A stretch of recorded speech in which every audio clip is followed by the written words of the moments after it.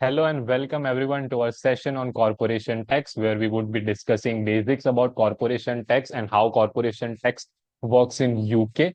Okay. So also we would be having again, like previous video, we had theory session and also practical. So in practical, we left before last at the end we left at profit before tax. Now we would get the profit after tax. What is the tax? We want to know how tax is calculated. Okay. So firstly, I would be explaining what is corporation tax, and next we would be handing over to Rahul how we do corporation tax calculation in real world. Okay. So without wasting any further time, let me share my screen.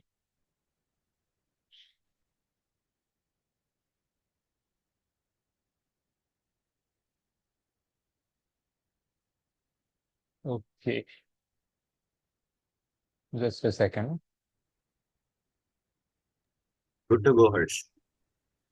Okay, okay. So before we go on to corporation tax, firstly, let us understand what is tax. So tax is a compulsory financial levy that is imposed by government on individuals, businesses, and other entities to generate revenue for public expenditure. Okay. So as an individual, let's say I am earning a salary. Okay. So I do need to pay tax to the government. Now, HMRC on behalf of government collects tax and administers all the tax related environment of UK. Okay. So whatever the profits I earned from business is also collected via corporate tax. Okay. Now what is this is for? Okay. So let us say I earn from my job, I earn from my business. So HMRC collects tax from me, from my businesses via corporation tax, individuals tax. Okay.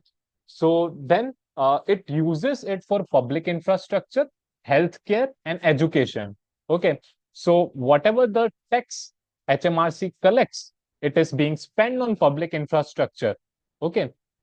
So this is what the main motive of tax is, so that whatever the profit and income you earn is charged on. Okay. And then it is spent on public infra and development of a country. Okay. So let us now see what are the types of tax. There are basically two types of tax. First is direct tax, and second one is indirect tax. So when we talk about direct tax, so a direct tax directly impact an individual. Okay. So let's say I earn a salary of let's say 1 lakh rupees. Okay. So whatever the tax rate in UK is prevalent, I would pay certain amount of tax on that income that I'm generating, right? Now let's say I have a business. I pay corporation tax on the profits I have. Okay. The other direct taxes are capital gains taxes and inheritance taxes. Okay. The next one is indirect tax. In indirect tax, the tax is being collected indirectly. Okay. What happens here is that businesses collect tax from the individuals, and then they that is being paid to government. Okay. So you see there is a linkage, that is an indirect tax. So in India we have GST. Let's say I go to buy a packet of chips. Let's say it is for 5 rupees. So in it, there is a certain portion of indirect tax that I'm also paying, right? I'm not spending additional amount other than 5 rupees, but it is already included then, in it, right? So for example, I have also given an example here. Just a second. Just a second. Okay. So let's say A Limited. Okay. So A Limited's taxable total profits for current year is 40,000. So as per the 19% corporation tax rate, we have to pay 7,600 pound of corporation tax. So this is an example of direct tax. Now, when we move on to indirect tax, again, let's say Aniket purchases goods worth 700 pound. Now, in that 700 pound, there is a part of indirect tax included in it. In UK, we have VAT, value added tax. So in 700, you can calculate the indirect tax like this. So as it is inclusive, you can calculate 700 into 20 by 120. So you would get the tax portion of the overall amount, right? Now, we will move on to why we are here, okay, for corporation tax. Okay. In corporation tax, what happens is it is a tax that your company or association pays to HMRC. Now, what is HMRC? So HMRC is His Majesty Revenue and Customs, okay, that collects whatever the tax is from individuals or corporates. So corporation tax is the tax your company pays on profit based on an accounting period. Now we would discuss, so whatever I have underlined and bolded out, we would be discussing it in separate slide. Okay. So whatever the profits your business is earning in an accounting period is charged to corporate tax. The amount of corporation tax is dependent on how much profit you make. So in UK, the tax rate is decided on the profits you are earning. Okay. And another thing is that on the top of that, you have allowances and reliefs. These are the allowances that gives you additional deductions. Okay, that is helpful to reduce your tax liabilities. Okay. So when we talk about accounting period, so accounting period is the period for which a company is subject to tax. Now, it should not be confused with a normal period of account over which we prepare our accounts. Okay, so let's say my year end is 31st March 2024. I also prepare my corporation tax return for 31st March 2024. It is fine till now. But what if my period of account is higher than 12 months? So if your period of account is higher than 12 months, you have to split two APs. You have to prepare two APs. You have to have a tax computation for two APs. Let's say I have a profit of 2 lakh. I have to divide. Let's say my normal period of account should be 1/10/23, like October, to 30/9/2024. That is the 1 year. Okay. But this time I have extended my period till 31st December 2024. So can I prepare the accounts for 1/10/2023 to 31st 12/2024 and also the corporation tax return for that particular period? No. For corporation tax return, you have to divide those AP. The AP cannot be more than 12 months. It can be less than 12 months if your accounting period is less than 12 months, but it cannot be more than 12 months. So after 30/9/2024, so firstly, you have a 12 months AP from 1/10/23 to 30/9/2024. And after that, you have an additional 3 months. What you would do? You would be apportioning that 2 lakh amount of profit into that particular period and having a separate corporation tax return for that. I hope it is understandable, right? Okay, now assessable profits. What are the profits that are assessable, okay, on which the tax is being charged? So it is different for both UK resident companies and non-UK resident companies. So if I talk about UK resident companies, you would be charged on your worldwide total profits, right? It includes what is the taxable total profits? It includes trading profit, property income, and all other that we would see ahead in the CT computation part. So whatever the income you earned from UK also, and whatever the profit I am earning from my business outside UK, I have to pay tax for all those profits. So let's say Rahul has incorporated R Limited in UK, or the central management and control is exercised in UK. So if a central management or control is exercised in UK, you are said to be UK resident company, or you are incorporated in UK. So for both the cases, what is it? R Limited would always be liable to pay corporation tax on the taxable total profits during its accounting period. Okay, its accounting periods. Keep in mind. Okay. Next one is, what about non-UK resident companies? So for non-UK resident companies, you have to pay tax on whatever the profits you are earning from the trade within UK. Okay, you do not have to pay on your overall tax. So let me give you a practical example. So let's say Atkinson Limited is incorporated in South Africa. But now as the business grew, he thought of setting up a business in UK also. He set up a permanent establishment, either a branch, office, factory, anything, right? In UK. So in this case, what will happen? The profits that are arising in the from the branch that is operating in UK would be charged to corporation tax in UK, not its overall profit, right? Next is the tax rate. So for 24-25, the tax rate are as follows. So you are earning, so if your business has a profit of less than or equals to 50,000, you have to pay flat 19% tax. Then, clear till now? Now, if my profits are exceeding, okay, if my profits are, now when I talk about profits, it is all about augmented profit. It is not similar to taxable total profits. In the taxable total profits, you add the dividends from non-group companies to get augmented profits. Now, that augmented profit you should further analyze if it is less than 50,000 or more than 2,50,000. So if it is more than 2,50,000, you are charged at 25%. But there is again a special thing here. When, let's say, you have a profit in between 50,000 to 2,50,000. Now, what happens here? I have said less than 50,000, 19%, and more than 2,50,000, 25%. But what if your profit lies in between those two amounts? The tax is 25%, but you also get marginal relief. Now, this marginal relief we would discuss in detail in further session. I would like to cover this in detail. This can't be covered easily.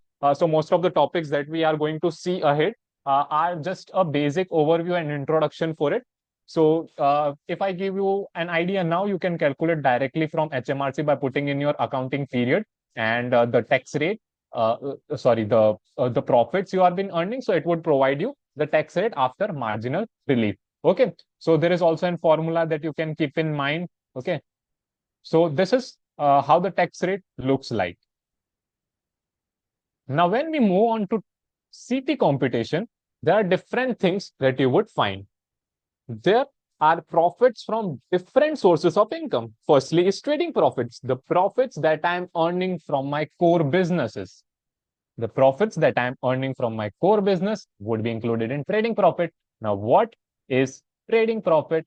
Let's say you get profit before tax, as we have seen in the previous video. You got profit before tax. You have certain disallowed expenditure. I have covered some list ahead in this presentation. So there are certain disallowed expenditure that you need to add it back. Okay, you have to increase your profit back because let's say some of the things are like it is depreciation that is added back because HMRC provides you with the capital allowances. Okay, for the uniformity part, they provide you capital allowances. So they say that you cannot take double relief for similar amount. So if you are purchasing any asset, anything like that, the capital asset that you purchase, capital allowance is again covered in separate sheet. So you get capital allowance. So you do not get depreciation. The accounting depreciation is your part, not the taxation part. So you have to add it back. You have to give capital allowances based on the based on the HMRC's rate. It is the WDA. Okay. You have also AIA. So it would be the capital assets would be given relief based on it, not based on our accounting profit. So that is why there is a addition and deduction here. Okay. Next is property business profit. Let's say I have a rental business. My main business is soap manufacturing. I have again, I do have some properties which I have rented out. So it would be included in my property business profits. Non-trade interest, whatever the income and expenses that are being incurred due to non-trading activities would be covered here. We have miscellaneous income, chargeable gains again is the gain that you get on disposal of capital asset. So let's say you have a different various capital assets. Okay, you sold it out. I have shares of ITC. I sold it out in game. So this would be those gain would be included in the chargeable gain section. After all this amount have been input, we get our total profits. We have also deduction if we do donation in qualifying charities. So at the end, you get taxable total profits and your corporation tax liability at the end based on the CT rate we have seen ahead. You have also double tax relief. Double tax relief in itself is a huge topic. So I really wanted to cover all these things in detail, but as I saw that the attention span has been reducing. Most of the people are not watching those 30-40 minutes video. They are just the time span I saw is like 2 or 3 minutes. So I think we are doing it for you. we do see a 15-second reel for almost half an hour or 40 minutes, but we can't see any knowledgeable or insightful session for 30-40 minutes. So I think that is problem with us instead. But anyways, we would like to cover in detail if you want, if you are really interested to gain some knowledge. Okay. So disallowable expenses, what are included? First is client and firstly, let me give a disclaimer. These are not the overall list. This is not a conclusive list. You have other disallowable expenses also. This is just for your idea. Okay. So whatever the client entertainment expenses you have done is disallowed. That means you add it back. Depreciation, as we talked about, fines and penalties. I parked my car wrongly. I have incurred a fine that is not disallowable. Sorry, that is not allowable to be reducing your profits. You have to add it back and increase your profits, right? We have other things as well: incorporation expenses, excess director's remuneration in the part of disallowable expenses. When we talk about disallowable income, these incomes are not allowed in the CT computation. There are various, you can read it out. There is a UK dividend income, you have a revaluation gain, profit on sale of capital asset. These incomes are all disallowable. Now, when we talk about capital allowances, again, it is a huge topic that could be covered. So capital allowances are the tax relief that is designed to encourage business investment by allowing companies to deduct the cost of qualifying capital assets from their taxable profits. So I have a business, I purchased a machinery. Okay, I have made a capital investment. So what about me? What is the incentive that I'm getting? So that is why we have capital allowance. So whatever the capital purchases you make gets allowances. There are different types of allowances. The first one is AIA basically used. That is 100% relief for the first 1 million amount of any qualifying expenditure that you make on plant and machinery. Then you have WDA written down allowances, in which you have a main pool and special rate pool. You can find out the list in the special rate pool. There may be 4 or 5. There isn't much in the special rate pool. So you get directly an idea of what things are covered in special rate pool. It is 6% allowance that you get, whatever the items that is covered in special rate pool. Other than that, it is mostly main rate pool that goes for 18% allowance per year. Next, you have first year allowances, which you get for new unused electric cars, and there is no limit. Whatever the amount is, you get a 100% first year allowance. Another thing is SBA, structures and building allowance. It is a 3% straight line deduction. I have a land, I constructed a building, but it should be non-residential, right? It should be for commercial purpose. So for the structure, I get for all the structures and buildings I make upon the land, I would get structures and business allowances, which is 3% straight line. Then business balancing adjustment, again, I would not do this in detail, but in short, you could remember it as also in our practical session. We are just starting out our business. Okay, so we would be understanding it. So firstly, if your tax written down value after those allowances that has been claimed exceeds when you dispose of your asset, you get a balancing allowance, right? You get an additional allowance that is reducible from your total profits. Now, next is if your disposal proceeds are lesser than tax return down value, you have a balancing charge. That means you have claimed higher earlier. If you have claimed higher capital allowances earlier, you have to adjust it back. You have a balancing charge. Your profits would be added up with it, right? Okay. Next is trading loss relief. We have different type of loss relief. Uh, I would not be going into the conditions, but you can understand in short, like we have prior year relief, that is for previous year. Whatever the trading loss that you have in the current year, what you can do to set off is you can go to prior year, you have current year, you have future year. Also, we have a special relief called terminal loss relief. Okay. So there are specific conditions for all those things that can't be covered in this video because it would get longer and you won't watch it, right? Other thing is if you incur property business losses or capital losses, how you could adjust it. These are also being provided. You can read it out for a second. Okay, so this was all about my theoretical explanation. We would be moving out from this theory and getting into Excel and all the practical session that Rahul would be covering. But before that, I would say that I would like to cover all these things in detail. I love to explain things. So if you want any specific topics, loss relief, capital allowances, marginal relief, CT 600, it would be also covered in detail. You want to know how the deadlines, the administrative part works for the corporation tax, we would be covering it. We would be happy to do it, but only if you are interested. You have to comment down. Okay. So that was it from my part. Thank you so much. And Rahul, if you have any question, you can ask out. No, let's just start the practicality of corporation tax. Okay, done. Let's move. Okay, so Harsh, please do interrupt me if a detailed explanation is required somewhere. Yeah, sure. Okay, so in the previous video, for the demo firm limited, we have prepared the accounts along with the city computation. Okay, now in the demo firm limited for the corporation tax computation, as Harsh explained, that we have to look forward such things, few things, which are firstly, is the company is incorporated in UK? Yes, it is. Does it is centrally controlled and managed in UK? Yes.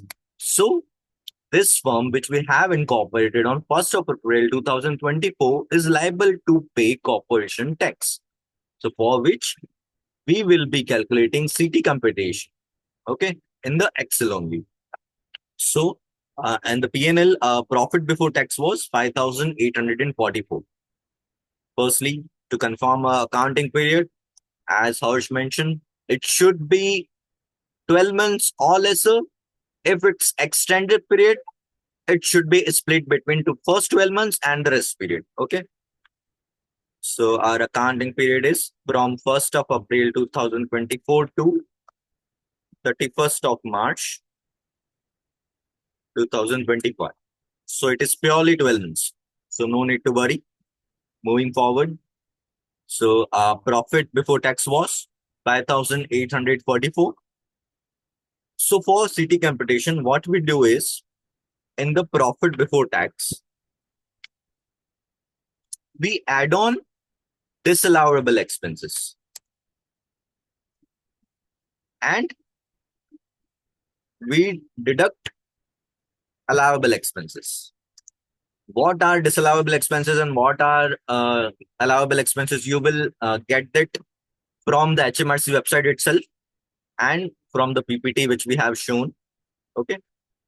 Later on, we get the profit chargeable to corporation tax. Okay. At which we do apply our corporation tax rate. So, as Harsh explained, our threshold is if our augmented profit is below 50,000, below 50,000 pound, the tax rate will be 19%. Okay. So to calculate augmented profit, our TTP plus dividend received from unconnected parties. Okay. So our TTP is now 5,844 and dividend received from unconnected party is nil. So our augmented profit will be same 5,844. Moving forward to identify what are our disallowable and allowable expenses, let's move forward to the P&L sheet. We have entertainment here. We do have depreciation, which is disallowable, and incorporation expenses also. So incorporation expense, and here entertainment does include client entertainment plus staff entertainment. So as Harsh explained, staff entertainment is allowable and client entertainment is disallowable. So we have to identify what is the amount for client entertainment. Let's move to bank payment analysis.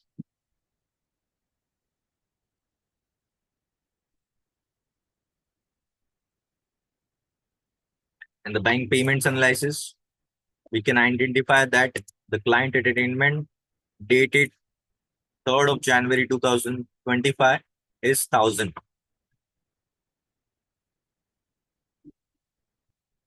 So in the computation, we will be disallowing only £1,000 for entertainment perspective. Depreciation will be fully disallowed and we will claim capital allowance for the corporation tax purpose, as Harsh explained.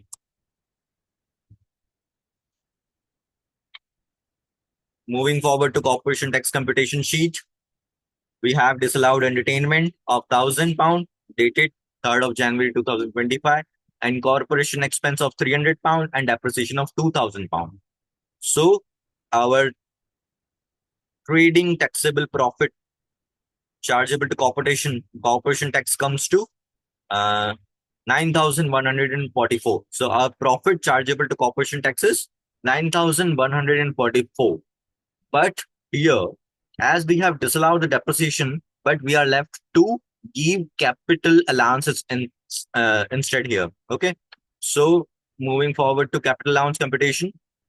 As Harsh explained, there are many allowances which we can claim, such as AIA, WDA, and FYA, which is first year allowances, and SBA, structured business allowances.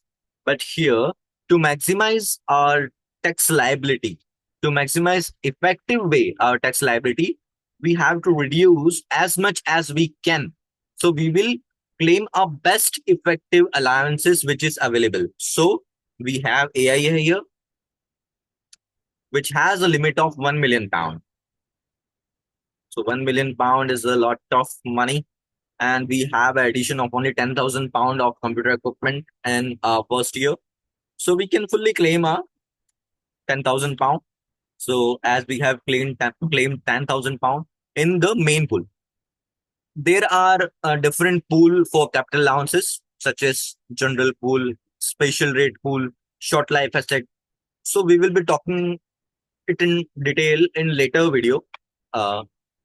For your convenience, for a simpler understanding of capital allowances, how it works and what are the allowances which we can claim. So for now, we have claimed here £10,000 of capital allowances, and we can deduct it from the profit. So it comes to 856 negative. So we have a loss in our first year, which we can carry forward to offset against future profits, subject to unusual rules, which we'll be talking in detail later. If you need it, you comment down below for which topic you need the detailed video. For now, our carry forward loss is £856. In the next upcoming video, I will be showing you how we will prepare the iris elements city computation of this demo form limited along with the city 600. Harsh, anything you would like to add on? Uh, yes, Rahul. So if you could go into that profit part Yes, before sure. capital launch. Yes. So yeah, I would like to add one tip here because see how capital allowance can be used for tax planning, right? We had the profit before capital allowance of 9144, right? So if you did not have capital allowances, right? You did not have AIA, you would be paying tax on 9144. Okay, so this is how if you reduce that capital allowance of 10,000, you are in net loss. So you get a loss after getting that out, so that you could carry it forward in the future years. So capital allowances are a crucial part for your businesses. You need to know how to maximize your chances of getting your tax at the lowest, right? As we have seen in this one. Yes, yes. So if we would have not claimed the capital allowances, our corporation tax liability would become £1,737, which Harsh mentioned is the tax planning part. That's great, Harsh. It is a lot for us. True so far. Uh, Moving forward to this was it for today's video. If you like this, please comment down below, and your comments will motivate us to make further videos, further practicality videos of finalization, bookkeeping, and many much more things which will be helpful in your interview at outsourcing firm or Big Four as well. So that was it. See you in the next one, guys. Thank you so much, everyone.